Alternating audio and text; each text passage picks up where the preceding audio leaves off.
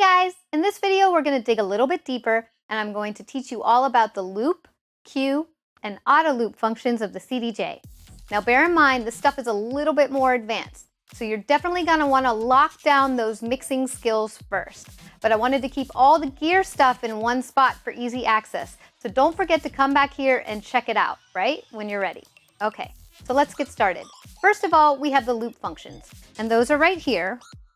And the way you set your loops is you set the in point and the out point. So we're going to set the in and the out. And then if you want to save your loop, you hit memory over here and it'll save it to the source that you have your track playing. So let's say it's playing from the USB and it's playing from over there. That's where it's going to save to. It'll also save to the memory of the CDJ so you can recall it live, and it'll make it an active loop, which means it will show up down here as well. So it'll show up on both areas, the top and the bottom. So let's do that. So I have a track here, and actually I'm going to skip forward to a place I want to loop. So we're going to loop over here, and I'm going to make an 8-beat loop. So I start playing it.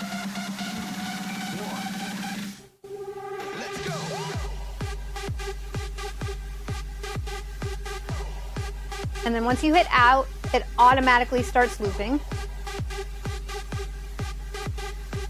And then if I want to save it, I'm going to hit memory. So now the caret was at the bottom only before, and now it's at the top. So now it's saved, and you saw it said memory, and I'll hit it again so you can see memory player 1. So it's saved over to that USB stick over there. Now you don't have to be exactly on time, remember, because we have quantize on, and that means Rekordbox has the beat grid on there, so it'll shift it in case I was slightly off.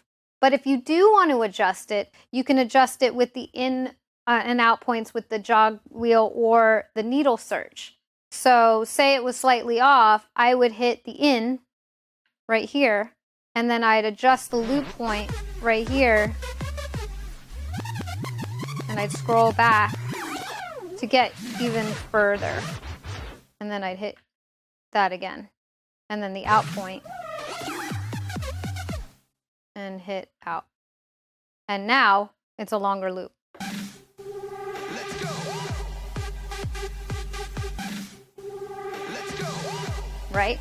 But I adjusted it wrong, right? Because we don't want that kind of loop because it was already quantized. But that was just to kind of show you that you could adjust it. So let's go back to the original loop. So let's exit. And the way you exit out is you hit exit. So let's loop it again. So we're going to exit, and you can call to the original loop by using these call buttons right here. So I just jumped to the first. If you had multiple loops, you could hit the arrows either way. We only have one. So we're going to play it.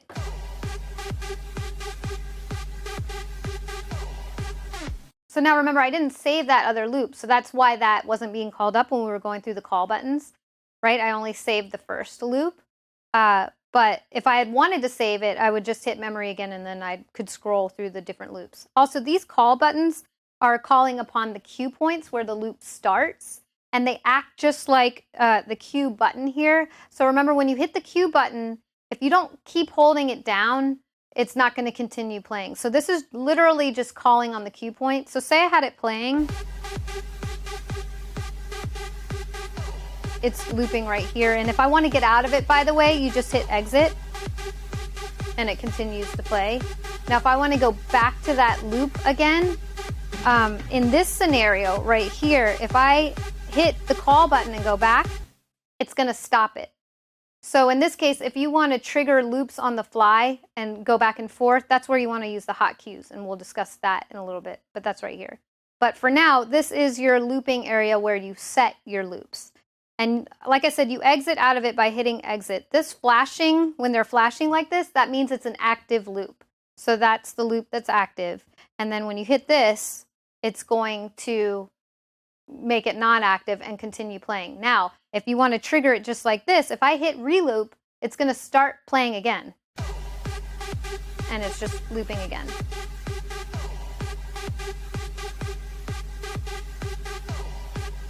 And I hit exit, and it continues playing. Now you also have an auto loop function in this area as well. And that's right here. It's a 4-beat loop section, and it's also loop cutter. So this is two functions right here. So first, if you want to set a 4-beat loop on the fly, you just play your song and you hit it. But you have to hit it in time because this one actually doesn't work with quantize. So you have to be very precise, or as precise as possible when you hit it. And then when you hit it again, it'll cut the beat in half, and a half again, and then half again, all the way up to a really, really small gradation of the beat. So I'll show you how that works.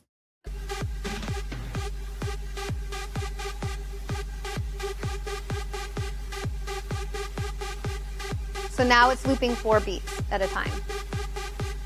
And then if I hit loop cutter, it's going to cut it in half.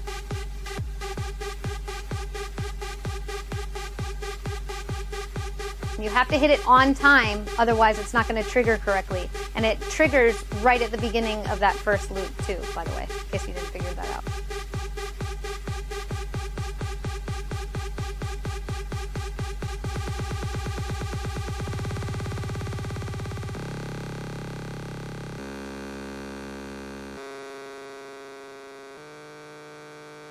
So that's as fast as it goes. That's what's called a single frame freeze, because it's freezing one single frame of the beat. And if you want to go back down, you hit out and then loop cutter again. And that's how you go down. So let's do that.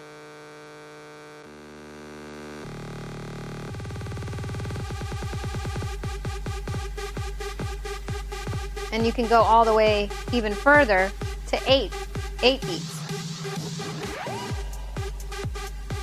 And it's going to loop again. See that? You can go even further. So you can go all the way back down the other way.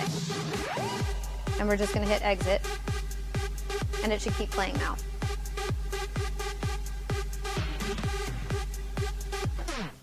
So that's that. Next up, we're going to talk a little bit more about this area right here, the cue loop call buttons and delete in memory, and also the cue button right here. So with cues, you can set up to 10 cues saved on your track, and you can set them previously in Rekordbox, or you can set them here on your CDJ.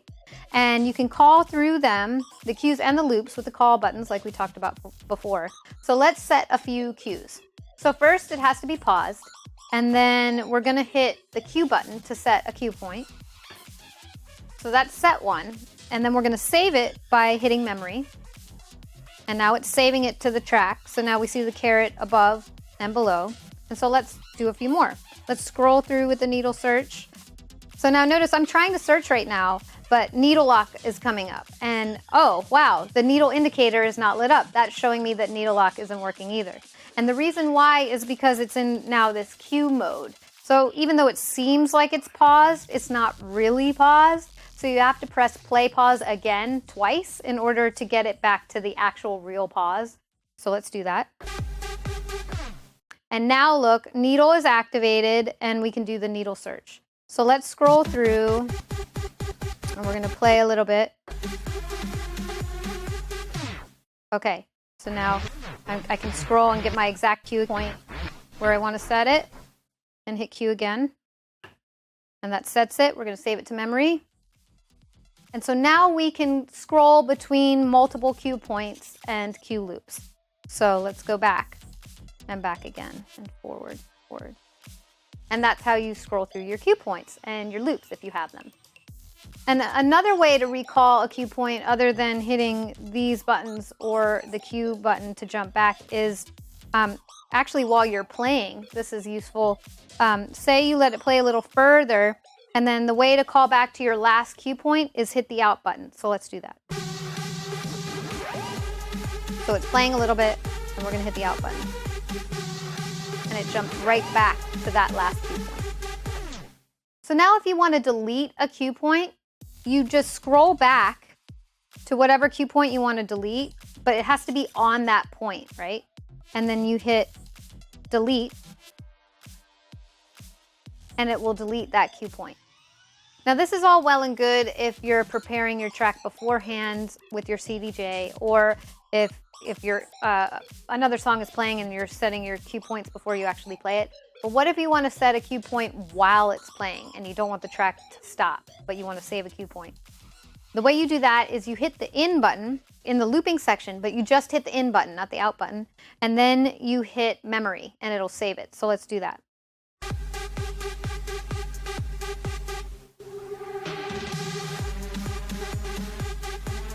So now I just saved a cue point and you see it right here at the top.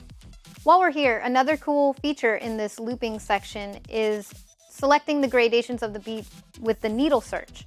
So let's go back to our original loop that we made. And now notice now they're flashing. When it's off, it's just the one's flashing because that was a cue point and then it stopped. But now they're both flashing because that's the active loop that we're working with. So when it's playing, I'm gonna hit out and I'm gonna hold it and it's gonna bring up this screen for the needle search and it's gonna show all these different fractions of the beat and you can choose how you want it broken up. So see, it brings up the screen right here and now I can search. I scan through like this and if I want to actually loop in that way, I just hold my finger on it. So you kind of press it like a button.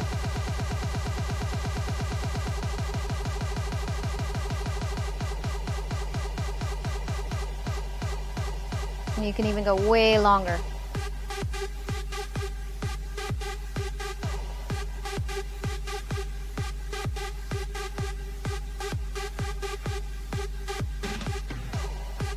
So that extends your loop even further than you created it, right? So that's it. In the next video, I'm going to teach you how to use hot cues and hot cue loops. Check it out.